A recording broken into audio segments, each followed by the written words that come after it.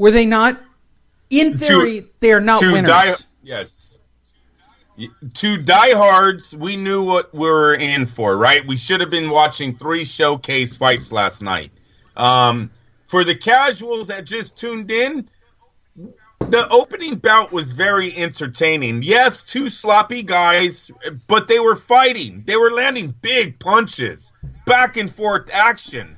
I liked the first fight. Your first thought I wasn't, knew what I was watching. How has Jamie Foxx's career fallen so far that he's willing to take money from the PBC to do an intro? Because that was mine. You got to remember, Al Haymon is big in the entertainment world. I'm sure he had Fox do that as a favor or a payback to something he helped Fox with a long time ago.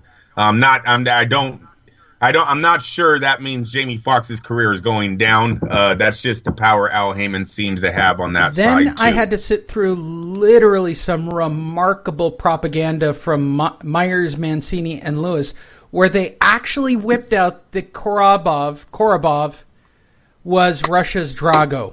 And by the way, they wound up being right. But going into the fight, they were not right. Man. I believe Al Haymon has a win here on the commentators on this night. Mancini, Lewis, Goosen, bro. and Goosen. Goosen was shockingly good. He's a trainer. Yeah, but it's not like having Teddy Atlas who thinks he invented boxing. This was done by a guy who actually analyzed the fight in real time. If you've ever watched Joe Goosen in a corner, he's not only a trainer, but he motivates. Yeah. He knows how to talk. Yeah, he knows how to talk to his fighters. He's gonna bring that to the microphone. Never seen it in him. Last night, I seen him for the first time. I enjoyed the shit out of Joe Goosen and Lennox Lewis. I'm gonna say this. Were these two I'm gonna say this, and forth? everybody's gonna bring this up forever, especially now that we have a chat room. I want to hate the PBC and everything the PBC does. Fucking love this announcing crew. And Mancini brings your old Italian connection, right? And he talks like a guy who doesn't give a fuck. He doesn't mind that you gave him money. All the old timers. Oh, Mancini! I remember when it just worked. Every selection out of. I don't understand the Chris Myers thing. I get that he's got a great voice. I get why Mauro Ranallo has a job with the PBC. You get guys with a great voice to be announcers. I get it. Okay. But the bulk of the night was literally the Joe Goosen, Lennox Lewis show. The combination was literally enchanting. Like, it made boxing actually enjoyable. If the fight was bullshit, they called the fight as bullshit. Like, they didn't care they were getting paid. You were being educated. And you were being educated. See, too much in boxing now. Like you said, Lee, guys are bringing in fill-in time. They're running stories. Oh, I heard he likes his grandma's cooking. What the fuck these guys cares? were calling. These guys at one point were calling a. Yes. We'll get to the second fight in a minute, but they were calling a nothing game in baseball, basically, right? They were well into the 7th inning of what looked like a lopsided fight, and they're just analyzing the fight. They're like, yeah, that's another. It's just a nothing game, but we're still going to analyze the game exactly as it lays out in front of us. You got to think of this, you guys. For whoever's done a broadcast with someone, it is very hard to have chemistry on your very first go, right? You got a lot of tripping over each other, just space where no one's talking, right? Quiet time. These two know. I think as these guys grow together, this is only going to get better. Am I lying, Lee? As they get used to each other? Because they tripped over each other a little bit, so they'll get used to that. Right? You do it for a year or so, you naturally know when to stop and pause and let the other breathe, and when you let somebody... Al Haymon would be smart to fire everyone else that he's hired for this PBC thing and just keep this crew. He would really be smart to do that. I think I just liked it. I didn't mind it last night. I'm telling you, that's what you need behind the microphone. Is sometimes there are two guys that actually they can see what's happening in the ring and tell you what's going to happen 3 rounds later, and it does. That's when you know you have somebody calling the sport that knows what the fuck they're talking about. Everything else you want to put on mute. I mean, for so long, I have not cared about what the commentators say because I don't respect them as you get it, professors of the sport. When you have a professor sitting ringside and he's telling you, and you can literally see what's happening through it, what he's describing. No, I'm going to watch that fight again. I'm going to have it louder. I'm going to listen. You're going to absorb things what Joe Goosen and Lennox Lewis are delivering there in that ring. It is the only thing I could say, because UK fans get this. It's like watching a UK broadcast, because that's the kind of guys they hire. Yeah. They hire real ring corners, real fighters, not flash in the pan Paulie Malignaggi's. Yeah, there's no Americans on English broadcasts. They have real guys who fought in real wars. Always going for the underdog. Yeah. Making you believe it's a real fight. That doesn't happen on the UK card, and that's why I've said repeatedly, you guys don't know how much better the British broadcasts are than the US broadcasts. The US broadcasts are all about putting people over. Hey, Lee, Joe Goosen don't give a shit about politics, does he? Hey, he was in there saying, I think he's losing the fight. You can see the other guys are like, or not Lewis, but the other guy is like, well, Charlo's a really good fighter. Like, he's like, hey, bro, he's a PBC guy. PBC, but Joe don't know about that stuff. He's in a call. Maybe Joe will get a talking to because he probably needs a job.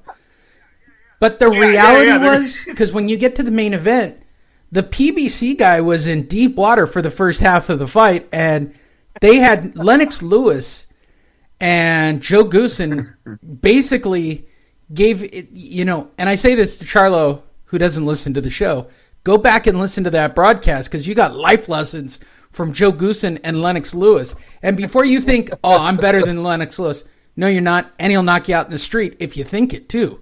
That's a big, bad human being still. I still think Lennox Lewis thinks he can throw a right hand and knock anybody out. Looks like he still trains. He doesn't look like the retired fighter that got fat to me. He's all that. So the first fight of the evening was Dominic Breazeale versus Negron. It's Al Haymon's Miller, right? Yeah. Dominic Breazeale is Al Haymon's Miller, who Miller is to fucking Eddie Hearn. He's there in case Wilder needs a fight. Yeah, there you go, Wilder. And to be perfectly honest, up to the knockout, I'll take it to about the 7th round where it gets interesting. The score was, Andrew's scoring along with me, and he's agreeing with the scoring, so we'll just call it. Up to about the 7th round, it's 5-2. There's a couple of rounds where because Negron's got a really good jab, right? He's actually trying his best, but Breazeale is just kind of a dominant beast who's pushing, he's hurting. It's a good fight. Then when you have headgear, Lee, it is okay to have a suspect chin. When you're in the professional ranks and you have limited power and no headgear with the suspect chin, not a good combo. And I think that's all we've seen last night with Negron. He made a late run. He will go back. A late run. Going into 9, we had it scored 6-3 before you hit the 10th round, when the epic soul-crushing shot comes in that round, right? The turnarounds. Now, this is the one that I meant to say, not the layout flat. This one was the turnaround into the ropes knockout. Yes, sir. Oh, yes, my Lord. It was. And his body kind of went down like a little wave. Like, it just lost all of its bones. By the way, it was a soul stealer, too. Like, of the 2 knockouts, I almost like he took his skeleton, not his soul. Yeah, it was bad. It was melted there in the corner. Yeah, that was a good one. I enjoyed that knockout. And that's a right hand behind the ear. I'm actually watching the replay. Again, you can go to fightnetradio.com. I think we put a link up for the PBC replay. Right behind the ear, Mike Tyson style. Right on the jaw, below the ear, right hand. And he falls into the ropes. And his career ended. We will never hear of Negron back to Puerto Rico ever again. We then all killed time while the BBC continued to talk shit, which took us to our co-main event. Now, this is where things get really interesting for the first of the Charlo brothers. First of all, why was Charlo wearing a stuffed animal on his head to the ring? In the Harrison Charlo fight. Oh, you almost made me choke. Dude, that stuffed animal was too fucking much, dude. The Lion King thing You would think if you put the headdress on the fighter, you instantly look and go, yeah, right. not a good standing, idea. He was standing in a mirror somewhere last week or 2 weeks ago going, exactly. Oh, yeah, that looks badass. No, bro. Yeah. No, bro. You got a stuffed animal on your head. Like I said, Lee, he bought it at the fair. You know that came from the fair. They cut off the head, put a little strap on it. You're telling me he won that at the bottle game, getting the loop over the... yes, that is hilarious. Sir. Yes, sir. And worst of all, Harrison came to the ring looking like a pimp. Like, I couldn't even believe what people were wearing to the fucking ring last night. We're not even into the fight yet, but yeah, it was the pimp versus the lion head. I couldn't even... All right, let's just cut to the chase. Hey, Lee, that if Charlo is successful in his career, we have to take a before and after picture, right? It's like one of those hip hop videos. Have you ever watched those hip hop videos, you guys? And the first video, they got girls from the neighborhood, right? You can totally tell these girls aren't paid or nothing. And then when they're platinum rap stars, they have all the models that they buy to do the videos. That's what Charlo's going to look like if he's successful. Stuffed animal, and then hopefully 3-4 fights down the road here, we'll have something that looks like the real thing. I don't think you can get the real head of a lion put on you, but you can come a lot closer than what they had there last night. It was just, yeah. If I was his manager, Al should have said, "Nah, we're gonna skip the headdress." So the first 4 rounds of this fight are so remarkably boring. I'm taking a picture of my cat who's asleep in my lap. Josel is talking about watching A Christmas Story, and you go on a smoke break. By the way, didn't you quit smoking? I know. Don't even start. I can do it again. You know what happened? All right, you guys, I'll tell you. The liquor store right behind my house, $5.75 a pack now. I said, let me see those. Where are those made? She hands them to me. I said, North Carolina, USA. Shit, line it up. Let's go. Wow. I got to trust American The middle products. of this fight is so bad that Kelly King and I are having a discussion about Aquaman and Bumblebee. We're not even talking about the fight, dude. Bumblebee a major success right now in my house. Well, I saw both Aquaman. I'll give my quick review because I gave it to Kelly King last night. I give Aquaman a 7.5 out of 10. Had no business being as good as it actually was. Like, it was good. It was a good film. And Bumblebee's about an 8.5 out of 10. Whenever I see fish people, I start like questioning if I really want to watch that movie. But a 7.5, that's not bad. No. And through 4 rounds, I had it 4-0 Charlo in the squash. Wait a minute. What was Bumblebee? 8.5 out of 10. Oh, nice. It's solid. It's a solid B+. It could have been perfect. I think it needed a tiny bit more action.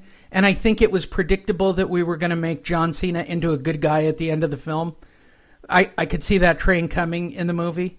But you're not. I'm not ruining the movie at all. It's a very heartfelt, let's fall in love with the robot and sell a lot of robot shit. But gotcha. Literally through this is happening during the fight, by the way. We're all not interested in this fight. Andrew's taking pictures of a woman who's over the shoulder of Charlo during the fight because this is all so boring. Like, Charlo is winning on all of our scorecards so demandingly, we're finding ways to get through this fight. That is and true. Then that is true. She was the most interested person in that arena, though. I love that woman. That woman was into the fights, man. And I'm going into my fucking Bob and Eddie went head-to-head talk. We're just killing time till the end of this fight because I'm not even scoring it after 4 rounds because it's obvious Charlo has won this fight. Like, we're all just running away with it. Like, it's, look at him running down the finish line. It's just a cakewalk at this point. I thought Harrison wanted to get past the 8th or 9th round. Whenever he got stopped by Hearn, I thought Harrison came in with that mentality, I can't get stopped again. And his whole fight is survival. Now, I know after the fight he's saying, I have that planned, and, he used his aggression against them. That's great. I didn't see it at all. It looked like a very cautious game plan from a fighter who had just been stopped. Dude, the small talk that we are having during this fight is literally like guys sitting around who got too drunk going, why are we watching this? What do you think about Linares? Like, we're